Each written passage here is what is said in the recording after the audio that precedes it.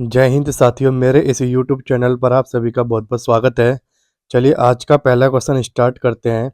कह रहा है 6 के पहले 12 गुणज का योग बताइए। तो देखिए, यानी 6 का आपको मल्टीपल्स करना है, यानी 6 के बाद क्या आएगा 12, फिर 18, फिर 24। ऐसे ही लास्ट में जो 12वां मल्टीपल होगा वो होगा 72। भाई अगर आपको लास्ट टर्म निकालना है तो आप एक काम कीजिए, 12 की मल्टीप्लाई 6 से कर दीजिए। तो 12 छंग कितना होता है 72। तो लास्ट में आपको समझ आ जाएगा कि क्या आएगा। तो देखिए यहाँ पर अब आपसे पूछ रहा है इन सबका जोड़ बताइए। इन सबका आपसे जोड़ पूछ रहा है। तो अगर आप यहाँ पर 6 कॉमन ले लेते हैं तो अंदर क्या बचेगा, 1 + 2 + 3 + 4, और ये बचेगा आपका 12। देखिए 6 इंटू, यहाँ से यहाँ तक का सम के लिए फॉर्मूला लगाएंगे आप, नेचुरल नंबर का सम, n+1/2। 12 12 गुणा 13 डिवाइड किससे करेंगे 2 से। 2 छिंग 12, 36 गुणा 13 कर दीजिए। 36 इंटू 13, 6×3 = 18, 3×3 = 9 और 1 10। ये हो जाएगा आपका 864। इट मीन्स आंसर क्या आएगा, ऑप्शन नंबर सी। चलिए अब देखते हैं नेक्स्ट क्वेश्चन, क्वेश्चन नंबर 2। आपसे कह रहा है 18769, इसके अंडर रूट में कितने अंक होते हैं। इसका मतलब ये है कि पहले आप इसका अंडर रूट निकालिए, उसके बाद काउंट कीजिए कितने डिजिट है। तो भाई इसके लिए आप सबसे पहले क्या निकालेंगे, अंडर रूट। अंडर रूट निकालने का तरीका होता है, आप लास्ट से 2 डिजिट छोड़ेंगे और आप ये चेक करेंगे कि लास्ट में क्या है 9। तो मैं किन दो नंबर का स्क्वायर करूं कि लास्ट में 9 आ जाए। तो भाई देखिए, एक बार 3 का और एक बार 6 का, सॉरी 7 का। देखिए अगर आप 3 का स्क्वायर करते हैं तो क्या आएगा 9, और 7 का स्क्वायर करते हैं तो कितना आएगा 49। तो भाई मुझे वही नंबर ढूंढना था जिसका स्क्वायर करने के बाद लास्ट में क्या दिखाई दे आपको, लास्ट में 9। तो देखिए 3 का स्क्वायर करने पर लास्ट पर 9 आ रहा है, 7 का स्क्वायर करने पर लास्ट पर 9 आ रहा है। अब आपको ये चेक करना है 187 किसके आसपास का स्क्वायर है।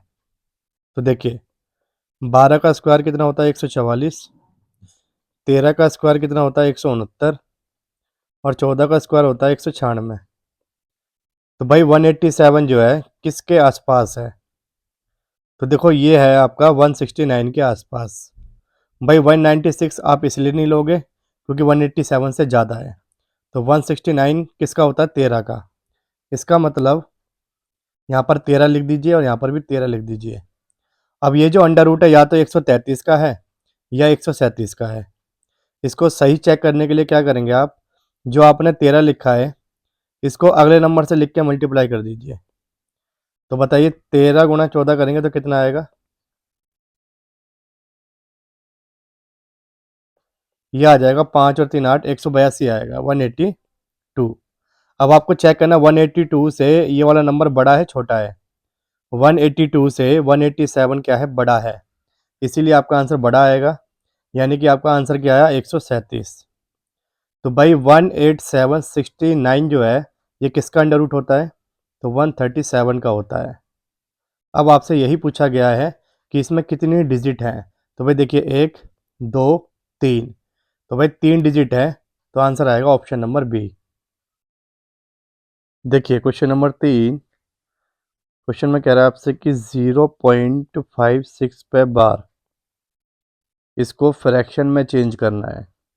तो भाई इसका सोल्व करने का तरीका होता है, जो नंबर आपके पास कंप्लीट लिखा हुआ है डेसिमल के बाद उसको ऐसे लिख दीजिए 56, और जिस पर बार नहीं है उसको माइनस कर देते हैं। भाई 56 कंप्लीट मैंने ऐसे लिखा और 5 पे बार नहीं था तो 5 को माइनस कर दिया। अब जितने डिजिट पे बार होता है उतने नीचे 9 आते हैं। तो एक डिजिट पे बार है तो इसलिए एक बार 9 आ गया। जितने डिजिट पे बार नहीं है उतने नीचे 0 आते हैं, यानी कि एक 0 आ जाएगा। तो भाई 56 में से 5 घटाएंगे तो 51 बचेगा, 51/90। यही आपका आंसर है ऑप्शन नंबर बी। देखिए इसको मैं लिख देता हूँ, जितनी डिजिट पे बार होता है उतने 9 डिनोमिनेटर में लिखे जाते हैं, और जितने डिजिट पर बार नहीं होता, जितनी डिजिट पर बार नहीं होता उतने जीरो आते हैं डिनोमिनेटर में।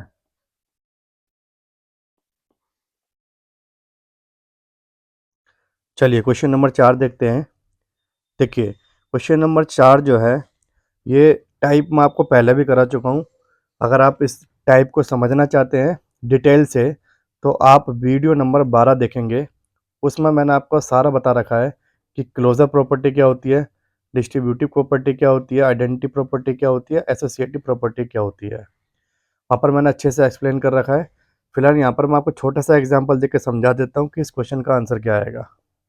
देखिए क्लोजर प्रॉपर्टी वो प्रॉपर्टी बताई थी मैंने आपको, जिसमें क्या होता है कि आप किसी किन्हीं भी तो होल नंबर को अगर आप ऐड करते हो, या आप ये कह सकते हो कि रैशनल नंबर को अगर आप ऐड करते हो, भाई रैशनल नंबर में सब कुछ आ गया, इसमें होल नंबर भी आ गया, नेचुरल नंबर भी आ गया, इंटीजर नंबर भी आ गया।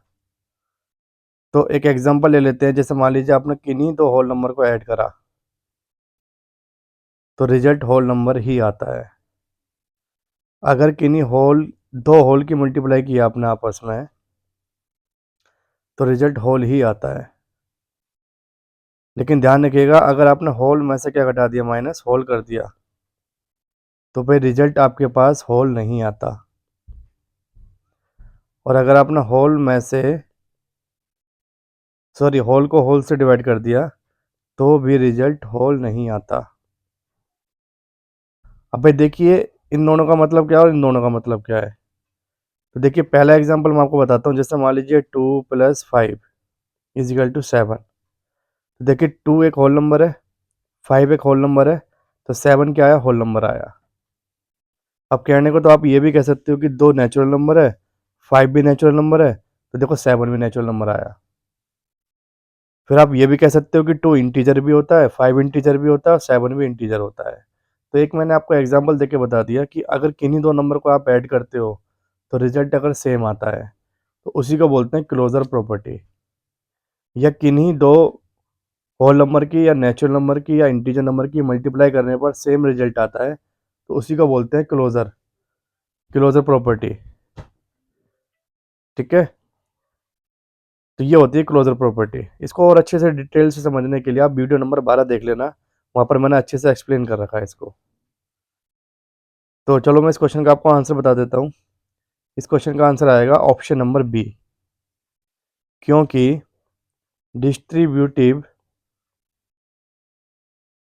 जो प्रॉपर्टी है उसमें मैंने आपको बताया था। एक एग्जांपल देखते हैं दोबारा। जैसे मान लीजिए मैंने कहा 2 3 + 5। अब देखिए इसी चीज़ को लिखने के दो तरीके हैं।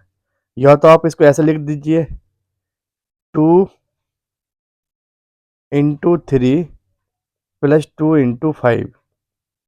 मतलब अगर आप इसको बेसिक से सोल्व करते हैं, तो देखिए 2 × 5 और 3 8 कितना आएगा बताओ, 16 ही आएगा। और अगर आप 2 की मल्टीप्लाई 3 से कर देते हो, 2 × 3, और प्लस का साइन लगा के 2 की मल्टीप्लाई 5 से कर देते हो, तो देखिए अभी भी क्या आएगा, 3 3 दूनी 6 है और 5 दूनी 10। देखिए अभी भी क्या आ रहा है, 16। तो इस तरीके से ब्रेक डाउन करना, इस तरीके से बांटना ही क्या कहलाता है, डिस्ट्रीब्यूटिव प्रॉपर्टी। भाई आप इसको ऐसे भी तो लिख सकते हो, 2 3 + 5 को इजिकल टू करके 2 के साथ एक बार 3 प्लस और 2 के साथ एक बार क्या, 5। तो देखिए इसका मतलब ये होता है जो लेफ्ट हैंड साइड पे आएगा वही राइट हैंड साइड पे आएगा। तो ऐसे ही प्रॉपर्टी को क्या बोलते हैं, डिस्ट्रीब्यूटिव प्रॉपर्टी बोलते हैं। अब आप एग्जाम्पल में देखेंगे, एग्जाम्पल में भी यही लिखा हुआ है, 42 4 + 2। और देखिए इसने क्या करा, 42 की मल्टीप्लाई किससे कर दी, 4 से, प्लस इसी 42 की मल्टीप्लाई किससे कर दी इसने, 2 से। तो बताओ ये सेम एग्जाम्पल मैच कर रहा है, तो ये एग्जाम्पल किसका होता है जी, तो डिस्ट्रीब्यूटिव प्रॉपर्टी का होता है। ठीक है। और भाई रेलवे में यहाँ से क्वेश्चन पूछे जा रहे हैं, तो इसलिए इस प्रकार के क्वेश्चन आप तैयार कर लेना, क्योंकि ऐसा क्वेश्चन मैं आपको पहले भी करा चुका है, ऐसा क्वेश्चन आपको अब फिर करा दिया, और ऐसे क्वेश्चन शायद किसी कोचिंग में नहीं पढ़ाए जाएंगे, क्योंकि ये जो क्वेश्चन है ना, ये क्वेश्चन 6 क्लास का है। ठीक है, तो इसीलिए इस क्वेश्चन को तैयार कर लेना आप। बाकी कुछ समझना है तो कमेंट करके आप पूछ लीजिएगा। चलिए अब क्वेश्चन नंबर चलते हैं 5 पे।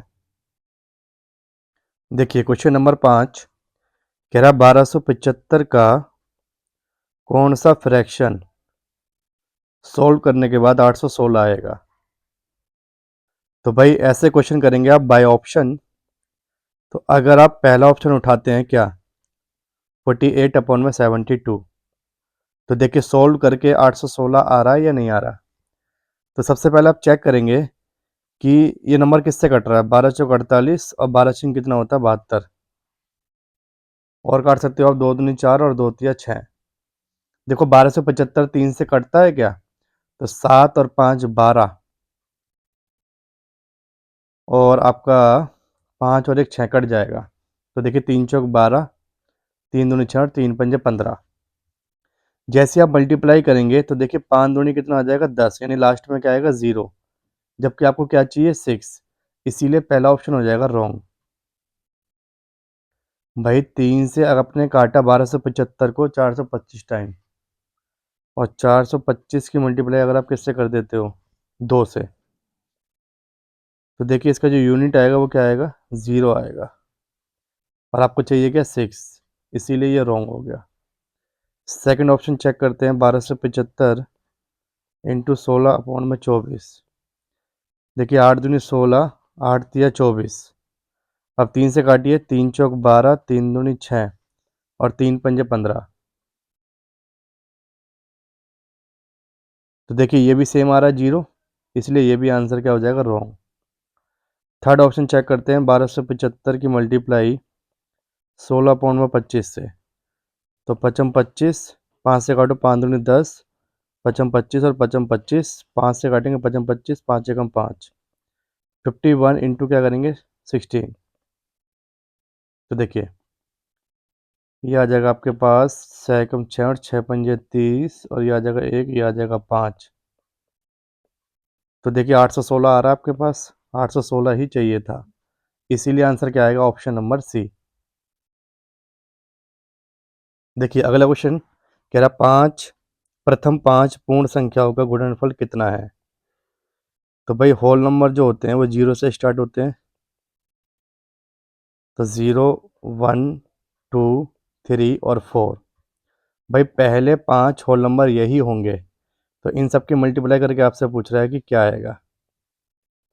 तो भाई 0 की मल्टीप्लाई किसी से भी करोगे, आंसर क्या आएगा, 0, ऑप्शन नंबर बी। देखिए क्वेश्चन नंबर 7 कह रहा है 1 माइनस 1 प्लस -1 प्लस 1 -1, इसी तरह से ही जाएगा 101 टाइम तक। तो देखिए अगर प्लस का 1 है और एक माइनस का 1 है, तो ये दोनों आपस में कट के क्या देंगे आपको, रिजल्ट 0। तो बताइए एक बार प्लस है एक बार माइनस है, ये कट हो जाएगा, ये प्लस माइनस कट हो जाएगा, प्लस माइनस कट हो जाएगा। ऐसे ही 100 टाइम तक कंप्लीटली डिवाइड हो जाएगा, 100 टाइम तक। तो 100 टाइम तक कंप्लीट डिवाइड होने का मतलब 0 आ जाएगा, और जो 101 बार टाइम होगा वहाँ पर होगा 1। तो इसीलिए इस क्वेश्चन का आंसर आएगा 1, ऑप्शन नंबर ए। देखिए आप इसे छोटे से एग्जांपल से भी समझ सकते हो। एक छोटा सा एग्जांपल लेते हैं, जैसे मान लीजिए 1 माइनस का 1 प्लस का 1 माइनस का 1 प्लस का 1 माइनस का 1 और प्लस का 1। तो देखिए कितना टाइम लिखा हुआ है ये, 1 2 3 4 5 6 और 7, यानी ये 7 टाइम तक लिखा हुआ है। तो देखिए 1 जो है प्लस माइनस में 6 टाइम तक पूरा पूरा कट जाएगा, जैसे 1 -1 प्लस का 1 माइनस का 1 प्लस का 1 माइनस का 1। तो देखिए यहाँ से यहाँ तक ये 6 टाइम तक कंप्लीटली कट गया।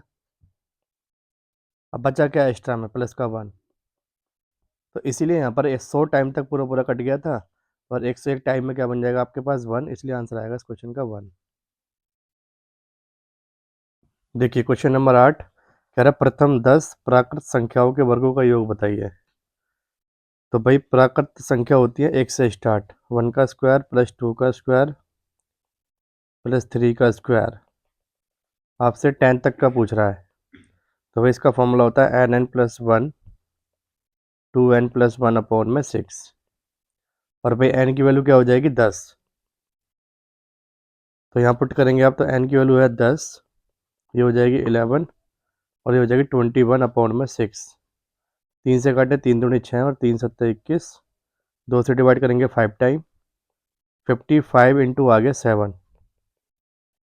55 की मल्टीप्लाई जब 7 से करेंगे 7 पंजे 35, 7 पंजे 35 और 3 38, तो आंसर आ गया 385, ऑप्शन नंबर सी। देखिए क्वेश्चन नंबर 9 कह रहा है 2 5 8 और 11, इसका आपको 10वां पद बताना है। तो भाई यहाँ फॉर्मूला लगाएंगे आप, टी एन बराबर A plus N minus 1 into D. A का मतलब होता है फर्स्ट टर्म, डी का मतलब होता है डिफरेंस। देखिए ए की वैल्यू क्या आ जाएगी 2 प्लस एन का मतलब है 10 माइनस 1 और डी का मतलब है डिफरेंस। डिफरेंस कितने का है, 3 का। 2 प्लस 10 में से 1 गया 9, तो ये हो जाएगा 27 और 2 29, option number B. Question number 10 कह रहा है 500 से लेकर 700 के बीच कितनी संख्याएं 11 से भाग होती हैं। तो भाई ऐसे क्वेश्चन करने के लिए आप क्या करेंगे, 500 और 700 के बीच में लेंगे डिफरेंस, ये कितने का आएगा 200 का, और इस 200 को डिवाइड कर देंगे 11 से। 10 में से 1 गया 9 और 11 अट्ठे कितना होता है 88, 10 में से 8 गया 2। तो देखिए ये कितने टाइम गया है, 18 टाइम गया है। तो जो भागफल आता है ना आपका, यानी कि जो क्वोशिएंट आता है, वही आंसर है, ऑप्शन नंबर बी। भाई 11 से डिविजिबल कह रहा है आपसे, तो 18 आपका करेक्ट आंसर होगा, ऑप्शन नंबर बी।